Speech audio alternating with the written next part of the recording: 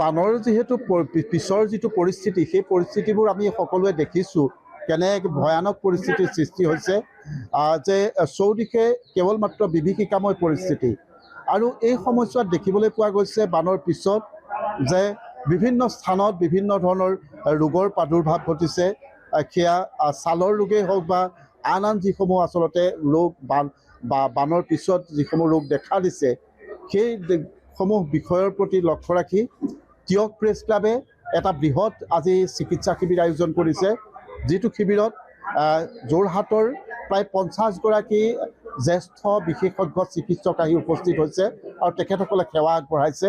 মই কিছু পৰিৱেশ দেখুৱাইছোঁ। এয়া হৈছে বান আক্ৰান্ত মৰিয়নি সমষ্টিৰ যি কাৱৈমাৰী গোহাঁইগাঁও হৰি মন্দিৰৰ পৰিৱেশ। ইয়াতে ইতিমধ্যে এই চিকিৎসা শিবিৰ আয়োজন কৰা হৈছে।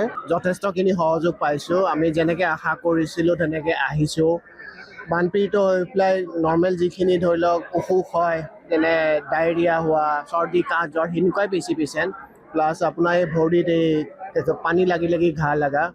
আমি আমাৰ ফালৰ পৰা ডক্টৰছ ক্লাব যোৰহাটৰ পৰা যিমানখিনি পাৰোঁ সেৱা আগবঢ়াইছোঁ। সকলোৱে এইটোৱে আশা কৰিছে যে এনেকুৱা পৰিৱেশ এনেকুৱা পৰিস্থিতি যাতে নাহক, কোনোদিন নাহক, সেই কথাটো সকলোৱে অনুভৱ কৰিছে। প্ৰতিখন টেবুলতে চাওক, মই কৈছোঁ যে 50জনীয়া চিকিৎসকৰ দল আৰু সকলোৱে আহি ৰাইজক সেৱা আগবঢ়াই আছে। যি আচলতে চিকিৎসা সেৱাৰ প্ৰয়োজন হয় সকলোখিনি ইয়াতে দিয়াৰ ব্যৱস্থা কৰা হৈছে আৰু সকলোৱে ইয়াত কিন্তু সহযোগিতা কৰা পৰিলক্ষিত হৈছে।